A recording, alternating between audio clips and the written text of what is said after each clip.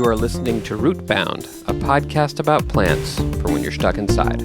Previously on Rootbound. But I am walking down this little path, and I am about to expose myself to poison ivy. Steve narrowly escaped contact dermatitis from poison ivy, but the reason was a mystery. And I do not have a rash, I don't have any discomfort, but that doesn't mean it's not going to happen later. Will Steve expose himself to poison ivy again? Stay tuned to find out today on Rootbound. Poison Ivy Revisited, brought to you without interruption by Genus Toxicodendron. More than a rash. I definitely will not be exposing myself to poison ivy again. Well, mostly, you'll see later in the episode. But anyway, my name is Steve, and I host this podcast, Rootbound, a podcast about plants for when you're stuck inside. And normally each week, I invite a guest who joins me on the show to share with me about a plant that means something to them, and then I share with a guest about a plant that means something to me. But this week, it's a little bit different. It's a special episode. We're only going to be talking about one plant, and this is an even more special episode because this is the first time on Rootbound where we're going to be revisiting a plant, and that plant, as you probably already know, I've mentioned it before, is poison ivy, which is a super interesting plant. And if you haven't listened to the first poison ivy episode of the podcast, go back and listen to that. It's episode number 34. It was a really kind of surprising and beautiful story about poison ivy from our guest, Rebecca. This episode is going to take a little different tack with poison ivy, and I don't want to spend too much more time on this intro because we've got lots of interesting things to hear about. And let's just get right into it. Poison ivy Revisited.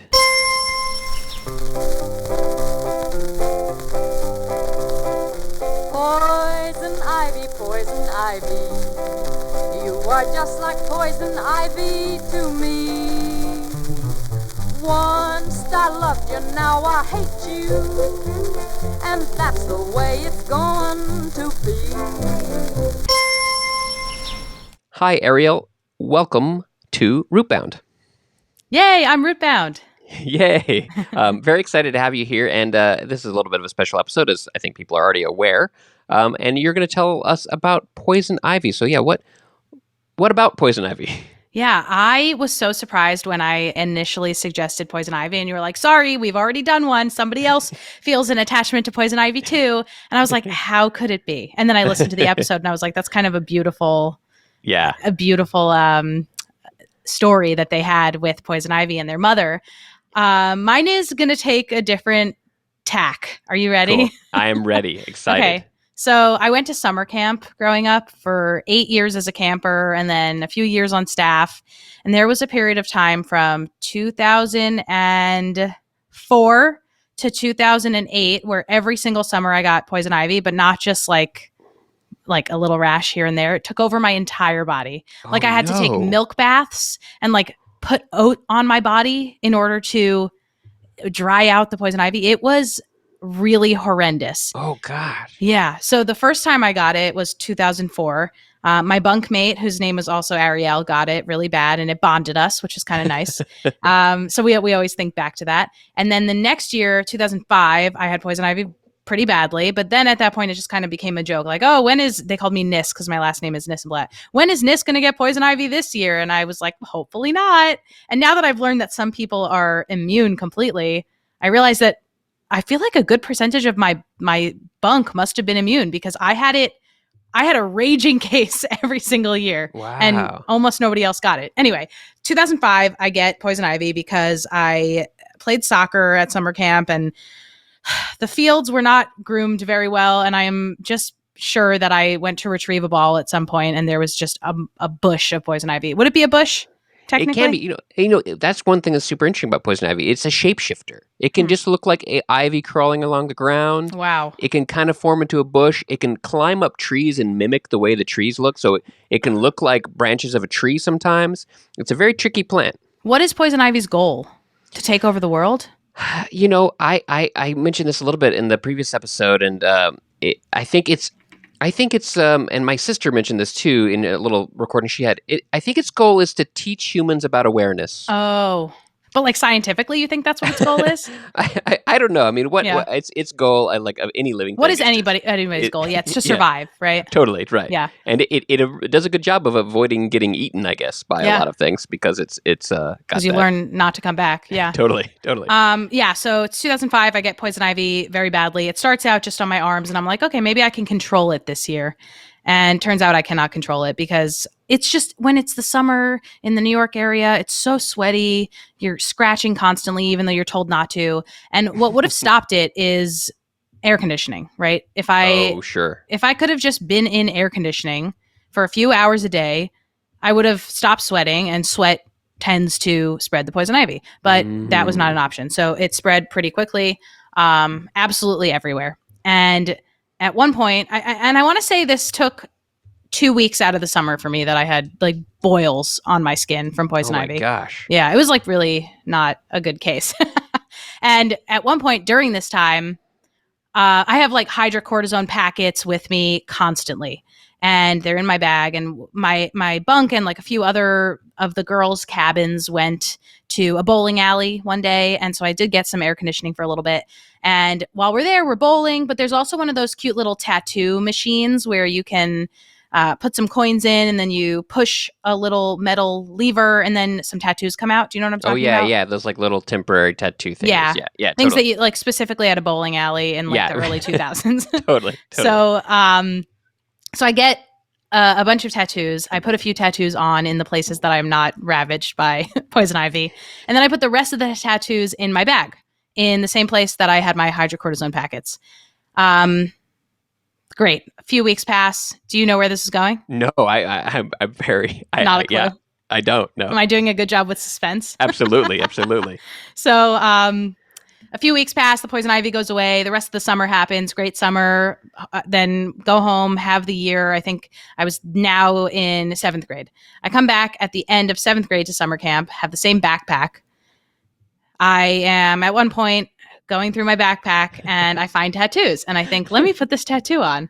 And then about 3 days later, poison ivy comes in right on the area where I placed the tattoo. Wow. Yeah. And for a while, I did not know where this poison ivy came from. For like, I want to say like 6 months, I was trying to figure out why I had such bad poison ivy again, a third year in a row, but a second year like this bad. And it only occurred to me later after I learned a little bit, and then this was reinforced on the episode that you had on poison ivy, that the oil can stay alive for a really, really long time in the right conditions. It's just oil. It's like, I mean, it can break down in certain conditions, but yeah, it's just like oil, and it's like oil doesn't go away. Yeah. So I got poison ivy horrifically again. So how did that happen exactly? The hydrocortisone patches were touching Touching they had the been on your tattoo. skin, and so they had.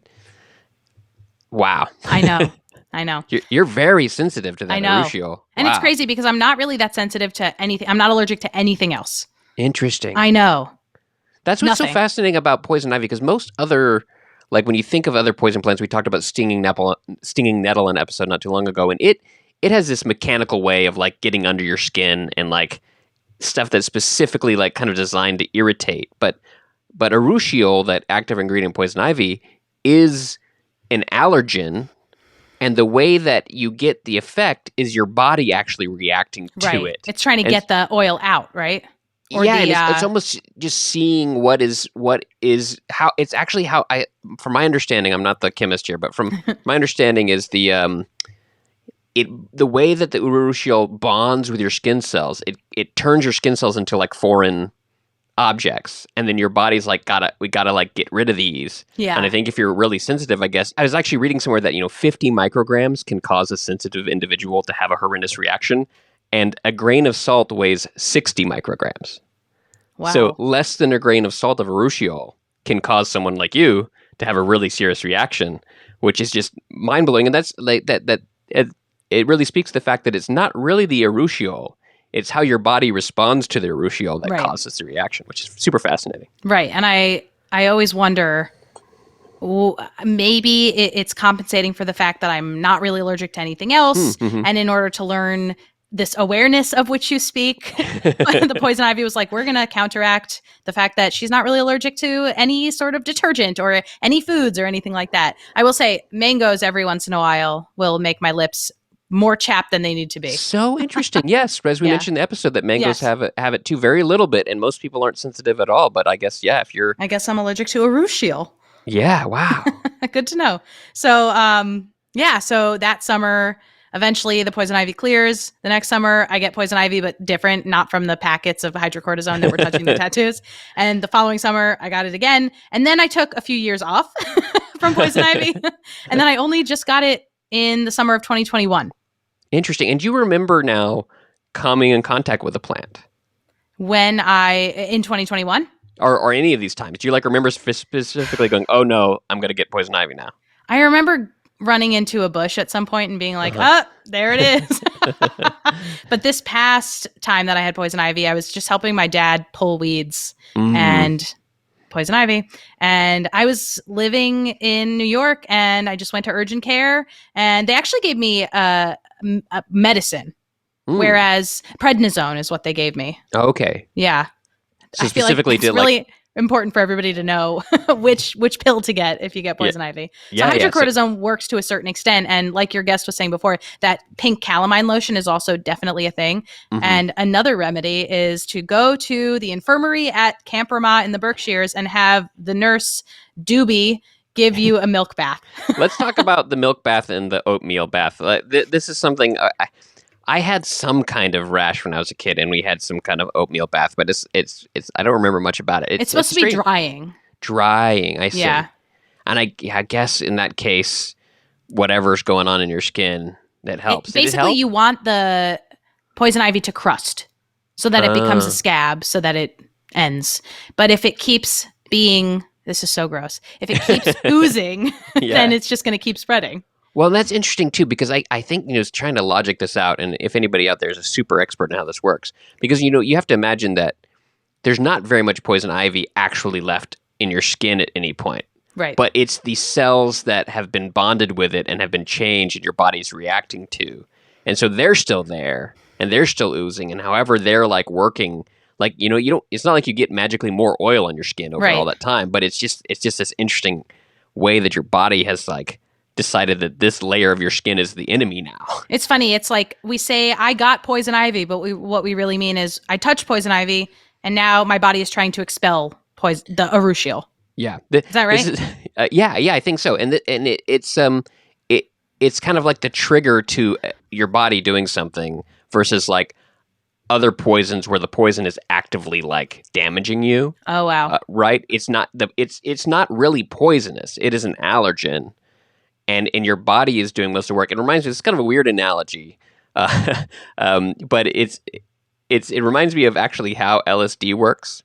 LSD doesn't actually actively make people hallucinate. It triggers something in your brain, and then your brain hallucinates. And LSD can be gone from your system entirely, and you before you even exhibit the effects of it.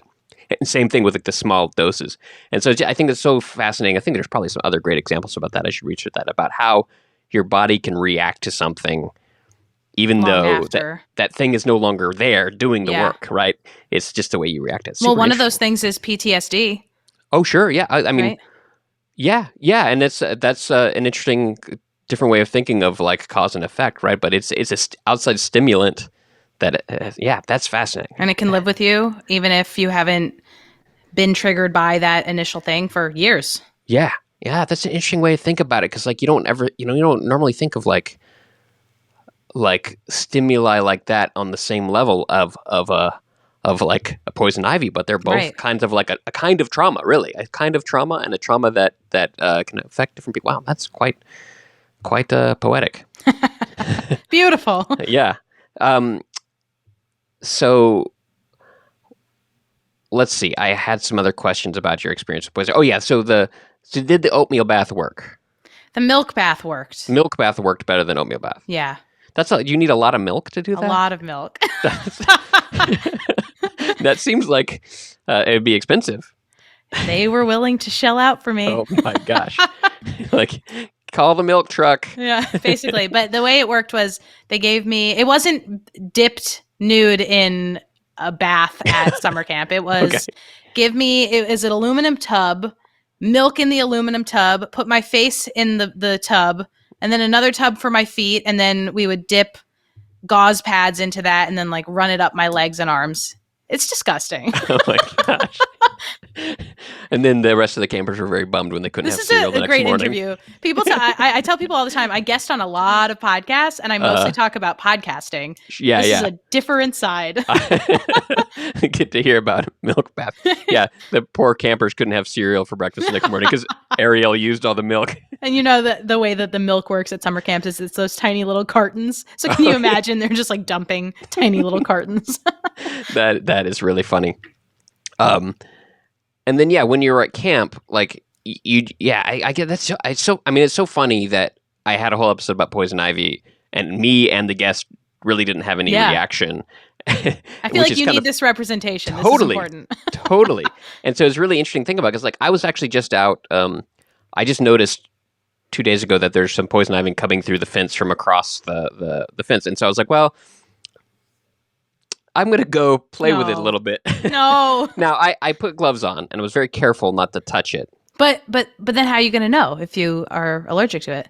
Well, I don't think I'm going to try that again because I was taking the advice from Rebecca Mapps. And now you have a baby. You don't want to, I don't want. You don't want to tempt fate and everything like that. And I also like it can transfer, right? So even if I don't have a reaction, if I touch something without washing properly, maybe the baby could get it. So I was being really careful. But what I was really curious about, the rabbit hole I went down a little bit in the episode, but afterwards is this property of plants in the Toxicodendron genus, which I didn't mention in the last episode. That's the coolest genus name, I think. What does rhodo mean? Rhodo? Like rhododendron. Well, so dendron means tree. Got it. I don't know what the rhoda means in that sense. Question for another episode. But so Toxicodendron is the toxic tree genus. Mm-hmm. And there's a lot of things in that genus. Poison oak and poison ivy and poison sumac are all in Toxicodendron. But then, as I mentioned in that episode, there's a Japanese tree called the urushi tree, which is where the word urushiol comes from. There's another tree from Japan that is called Toxicodendron succedaneum, which is also called the Japanese wax tree. And the urushi tree is also known as the Japanese lacquer tree. And so the urushiol has this ability to like form a lacquer. And it's a whole like thing. I was looking online and you can buy little like tubes of urushi lacquer, and people use it for the as part of the practice of kintsugi, which is this damaging broken objects and making them more beautiful. You often see where like you like put a broken pot together and line the cracks with gold and to highlight the flaws. People do that with resin too. Yeah, and urushi is one of the things that are classically used in that practice. Wow. The urushi lacquer.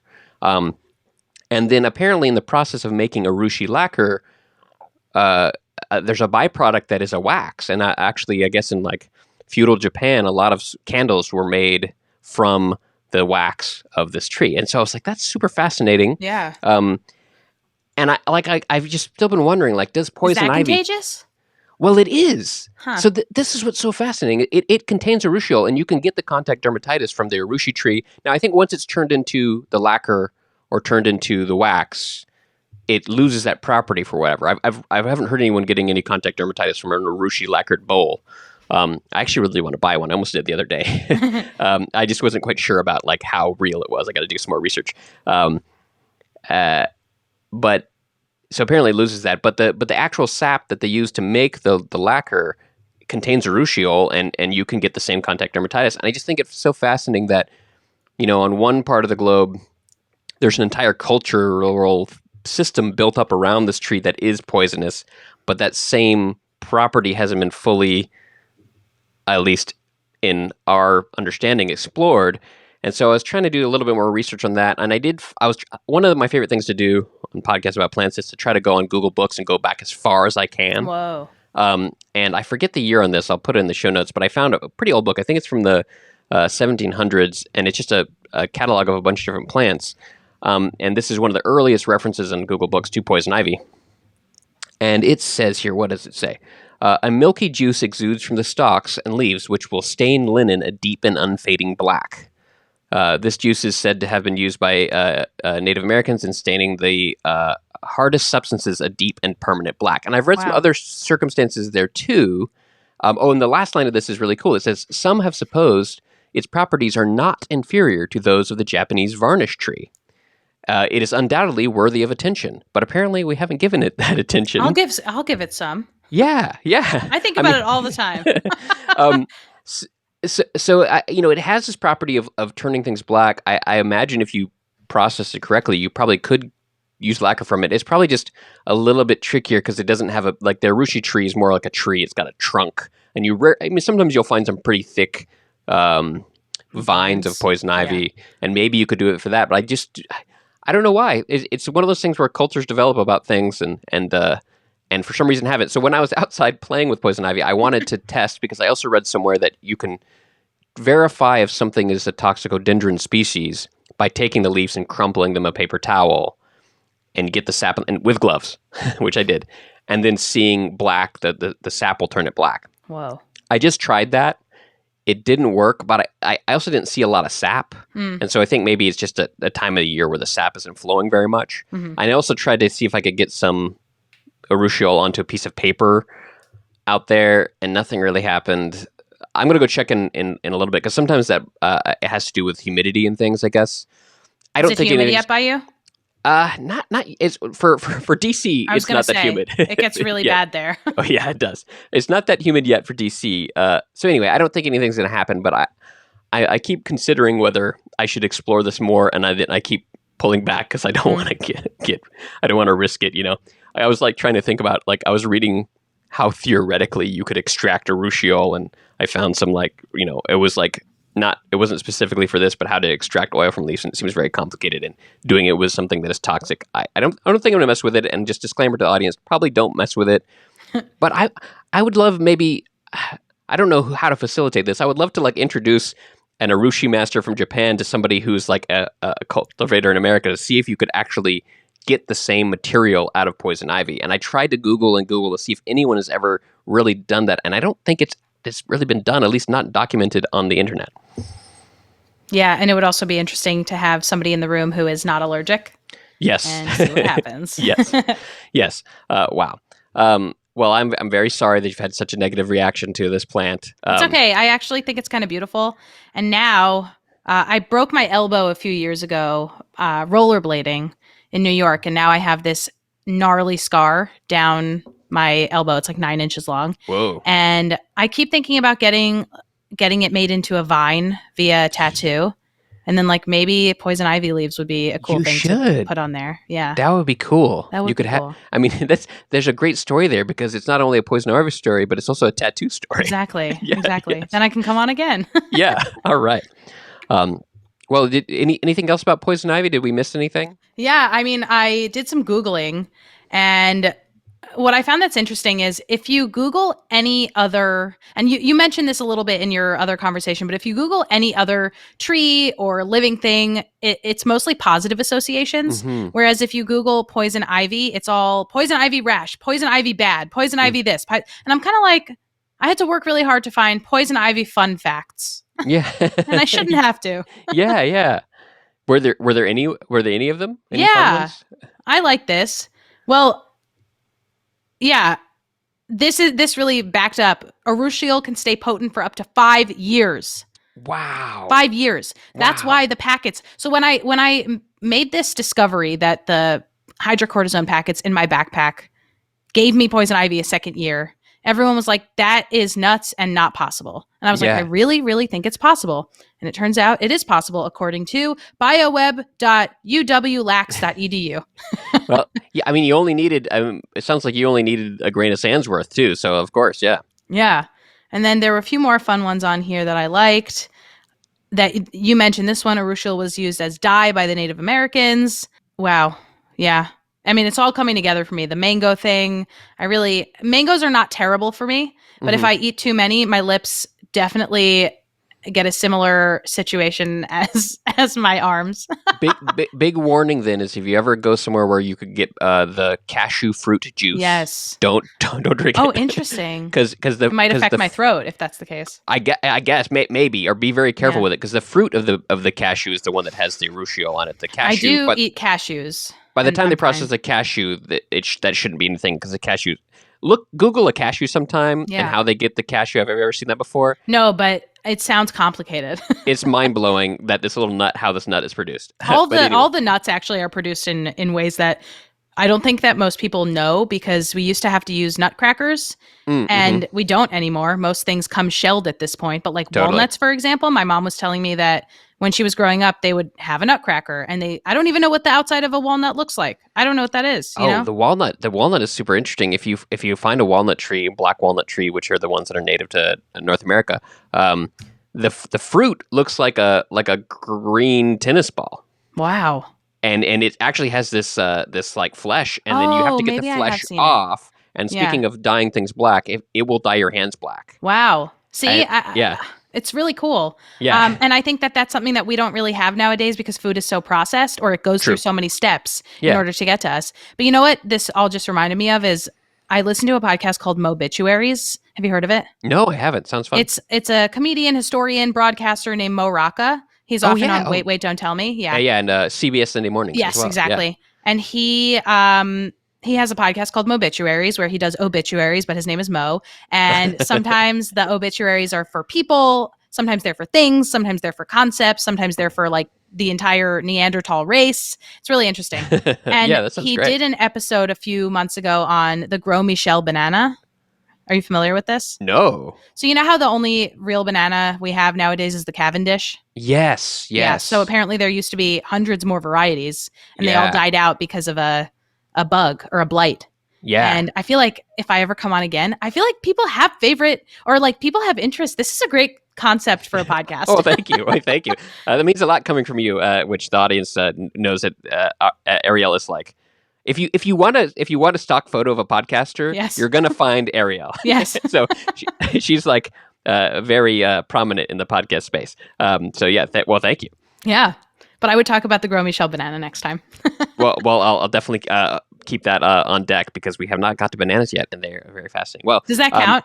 I guess it's a plant. Yeah. any plant. I mean, that's Yeah. so Do you know funny they that- grow using negative geotropism? I don't even know what that means. That's like when you see them growing upside down, they're growing kind of up. Oh yeah. Oh Mhm. yeah. Wow. Negative geotro. That's Because- a great word. Because I know. Because think about it. It's working against gravity. It's nuts. Yeah. It's a miracle. It's bananas. Yeah. Well, before we get off on bananas, I think maybe it's a good time to wrap it up. But yeah, thank you for sharing your poison ivy traumas with me, and I hope that you don't get it again. Do you at least have you learned to recognize the No. leaf at this point? I have an idea, but it That's looks different. It does a little bit. It's a really interesting thing about poison ivy. I talked about it a few episodes ago about this concept. I'm going off more tangents, but that's fine. One more tangent. I talked about this concept I learned on an episode a while back called plant awareness disparity. And this is this concept that humans tend to notice animals more than they notice plants. Huh. And when you Is like it because they have eyes? And we're like drawn to eyes? Yeah, and why it is not altogether clear, and there are theories, but we tend to see plants as part of the background and not as like the main Interesting. character. You're right. But when you look outside, most of what you see is plants at any given time, right? Plants are everywhere, and so does that count? I think like our concept of a banana is like morphed into food, and we don't necessarily think about it as a plant. Yeah. So it's really interesting the way that we think about plants. And so one of the things I think this podcast has helped me with, and I hope it helps the audience, is to combat the plant awareness disparity and start seeing plants as like the unique individual life forms that they Yeah. are, and just as cool as as animals and humans. I have tons of plants here. And when I went away for 2 weeks, I was positive, and I did not line somebody up to water them. I did not have time. They somehow survived, and I am really grateful. And I think it has a lot to do with the fact that it started to get more humid outside, and the sunshine is different than it was. But man, I'm grateful. I've got a fiddly fig. I've got cool. a pothos. I've got a snake plant, and then I have a little monstera, and then I have something that I don't know what it's called, but I like it. Very cool. Those are like the best of houseplants. Yeah, indeed. Well, cool. Well, thanks again for sharing, and maybe we'll talk to you on another episode. Yeah, thank you for having me. Poison, poison ivy, don't want you growing in my yard. Poison ivy, you are just like poison ivy to me. Oh, once I loved you, now I hate you, and that's the way it's going to be.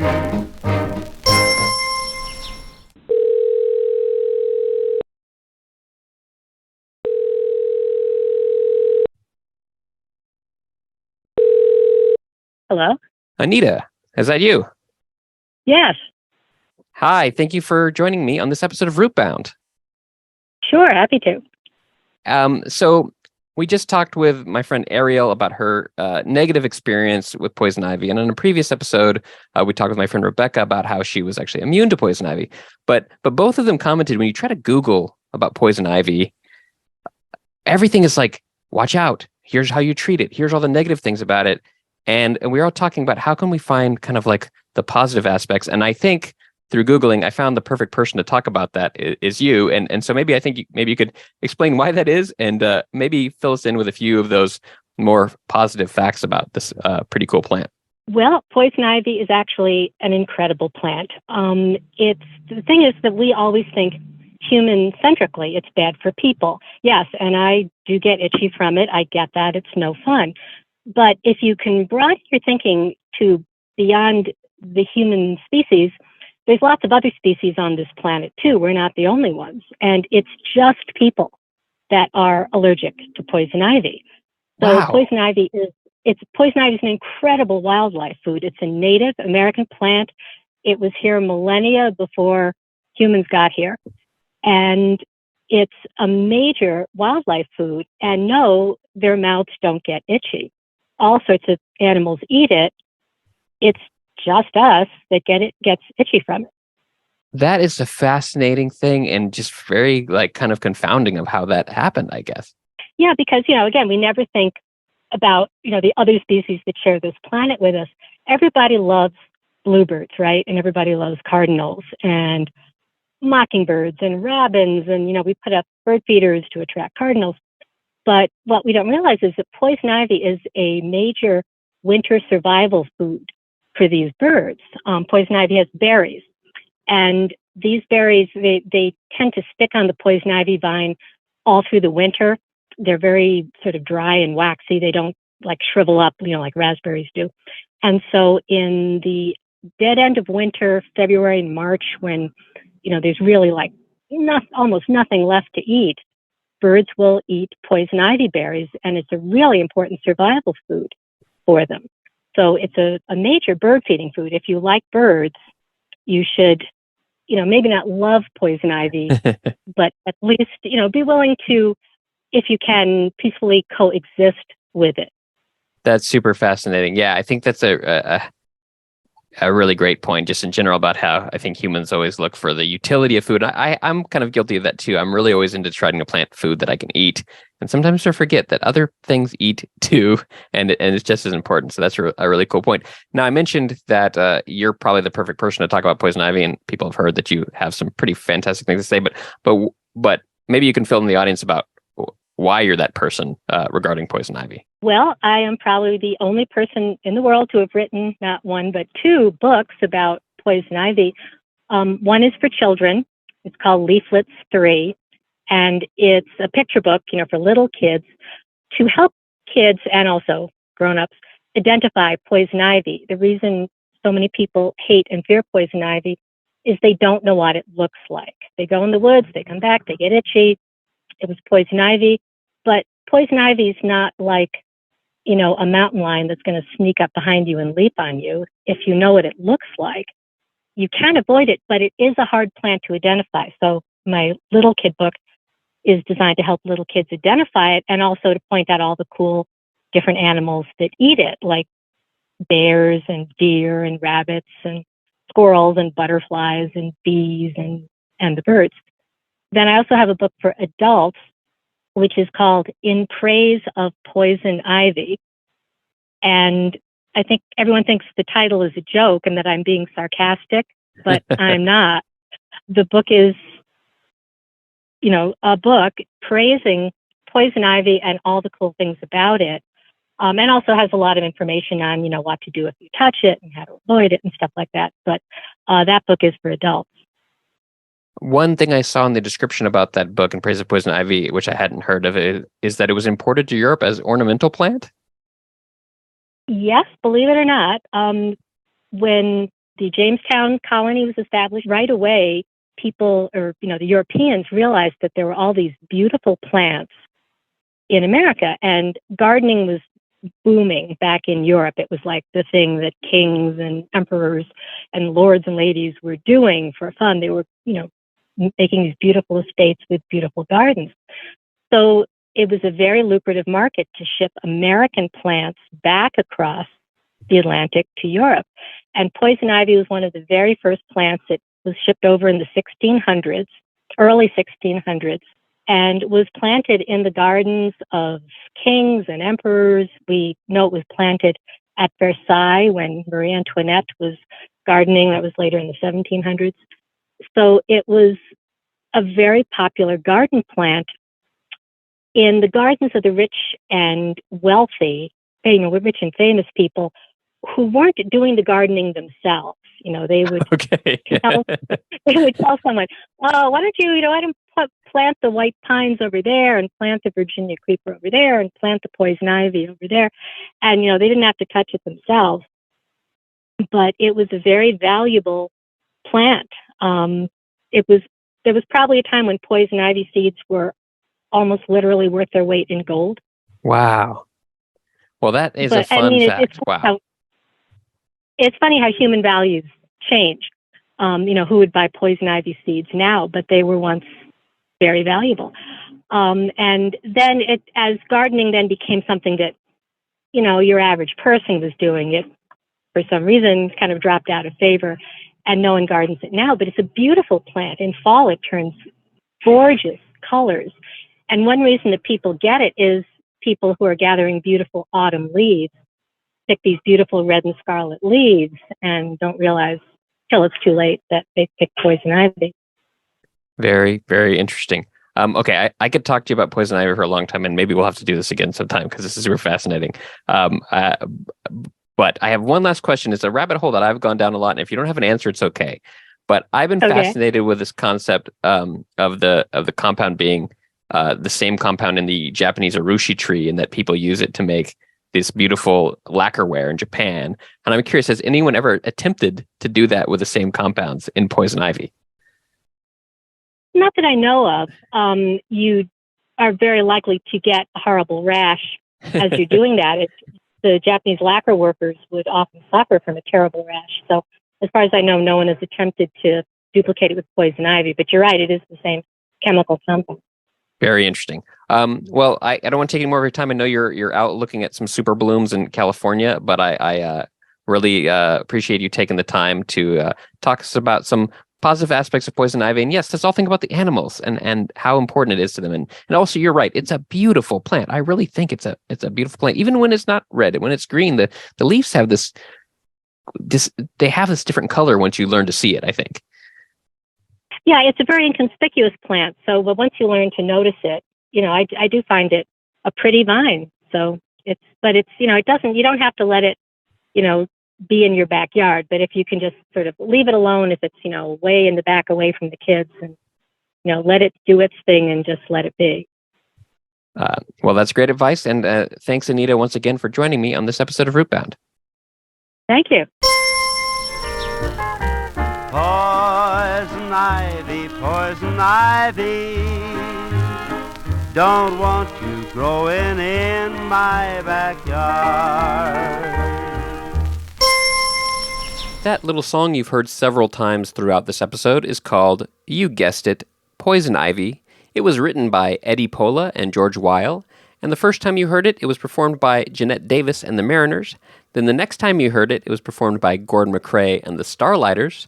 And then finally, by the one and only Gene Autry, All were recorded around 1949, 1950.